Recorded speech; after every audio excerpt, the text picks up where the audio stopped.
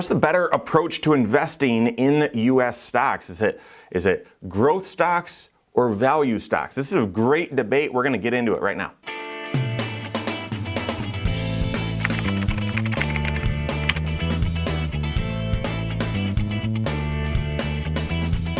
My name is Mike Bernard. I'm the host of the Wise Money Show. I'm also one of the certified financial planners right here at Korhorn Financial Group. Make sure you hit that subscribe button, turn on notifications, and smash that thumbs up button. All right, do you prefer investing in growth investments or value investments? Growth investments are ones that likely are trading high relative to their cash flow and their profits today, but they have big prospects for future potential, okay? And value are investments that tend to trade at a discount compared to those fundamentals, at a discount compared to some of their financial, some of those financial ratios. I'm not going to get into those details to get too geeky, but what's your preferred way of investing? Or do you just say, well, I don't know, the one that's performed the best recently is likely the one I'm going to select. If that's you, I would definitely work with your CFP on an overall comprehensive financial plan and approach to your investing. So anyway, but this debate rages on between value and growth, and it's interesting. It's gotten more interesting recently because growth has just been a fantastic place to be. It has outperformed value pretty handedly. Now, value made a surge at the end of last year after growth was just pummeling it most of the year. But if you look at the past decade, the NASDAQ investment, which is primarily growth or technology investments, has just far outpaced other areas of investing, especially value. So is it different now, or will history prove right? What does history even say? We're going to get into that here in just a second. All right, to catch you up, if this is unfamiliar territory for you, when you look at the overall stock market, you can cut it into 9 different boxes. And why would you do that? Is that a perfect way to look at the markets? I wouldn't say it's perfect for sure. However, if you break the market into these 9 areas, these clusters, okay, that grouping of the overall stock market, they tend to move in similar patterns, okay, because tax laws or there are trends that influence an entire area, sector, or category at the same time, and it can influence really all investments that are within that category. So it's not perfect, right? But that does tend to those clusters do tend to move in a similar pattern over time. What are those 9 different categories? Look on the screen. It's a Morningstar style box. You've got large cap, mid cap, and small cap. And large cap is 10 billion. Company size 10 billion or more, market cap size. Mid cap is 2 billion to 10 billion, and small cap 300 million to 2 billion. Those change, but right, you've got large, mid, small, but then you've got value, blend, and growth. Okay, blend is a little bit of both. Okay, but value and growth, again, growth are typically companies that have low profit margins or not as strong of financial situations, but they have a high growth prospects in the future. Think Tesla, okay? Value investments are sort of just the opposite, very stable and strong financial situations and tend to trade at a discount to their book value, okay? I don't want to get into too much jargon, but check out more here as far as what industries tend to be in value, which is, banking, financials, right? Industrials, utilities, energy, that sort of thing.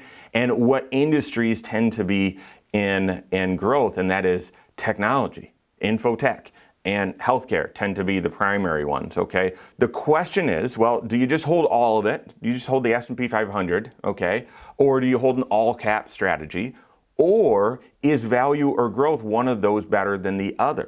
So we believe in a diversified approach, very low cost diversified approach where you're not trying to outthink or outsmart the market.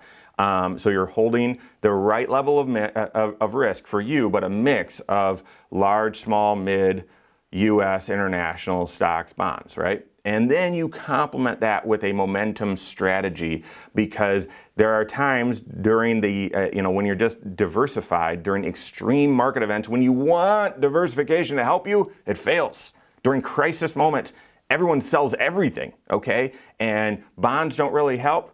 And cash is really the only thing that would help or have any different strategy than just buy and hold. And so that's why we recommend a momentum strategy. And you aren't going to want to use one that provides that safety net during crises, but is also looking for areas that have the most momentum. So it's basically overweighting and underweighting in your overall portfolio. So we believe in that. On the diversified side, I believe in the research, the long-standing research that shows typically, and there's evidence to prove this, value tends to outperform growth.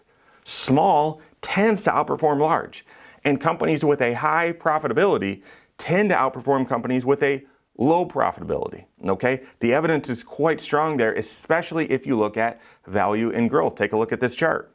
I'd point out a couple things. When you look historically over, 100 years, when you look historically, value does outperform growth by about 4.1% on average. That's a lot. That is astounding, okay? That's astounding. So number one, I'd point out that. And so those of you that say, no, it's just growth, or I should only invest in growth, the data suggests otherwise, okay? That's one. Two, I would point out that the last 10 years, that's pretty extreme.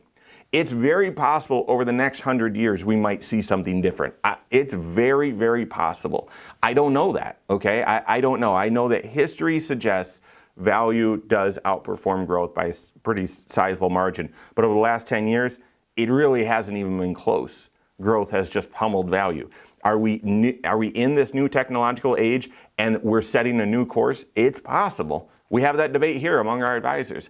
The chart, though, looking backwards, suggests value is a stronger or better investment. And then the other thing that I would point out is when value all of a sudden surges or does well, it comes unexpected and it tends to be a sizable amount. Okay, if you look at this chart, the value to growth disparity here, look at when growth outperforms, it tends to outperform, by a decent margin. A couple years ago, it was by a wide margin. But look at when value outperforms, typically by a significant margin.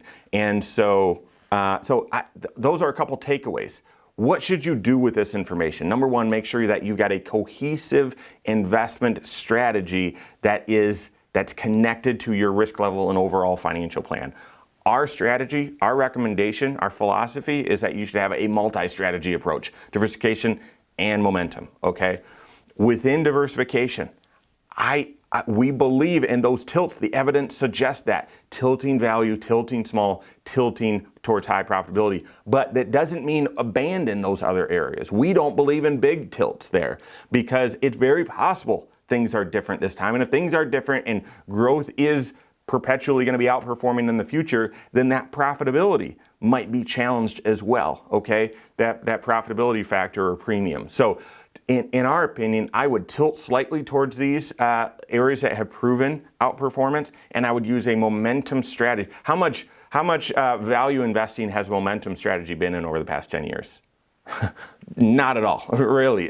Really not at all. A little bit last year and holding a little bit of mid-cap value this year, that's done pretty well. But otherwise, your momentum is in growth. And so if you tilt value over here on your diversified strategy, because that historically has proven to be true, and in this season, growth has momentum, then you're overweighting it here, you're in a great position to balance historical evidence with today's leaders, okay? Work with your CFP on that. Do you have a cohesive strategy? Are you picking between value and growth? Do you have a well thought out approach to investing given this historical context, but also given how today's working and these recent trends? Work with your CFP on that. If you don't have a CFP that's helping you with it, you can always contact my firm. We've got a team of CFPs all here to help you. You can find us online. Korhorn.com, that's Korhorn with a K, wisemoneyshow.com, or you can always just give us a call, 574-247-5898. All right, there you have it. Go out and take your next wise step in your financial life.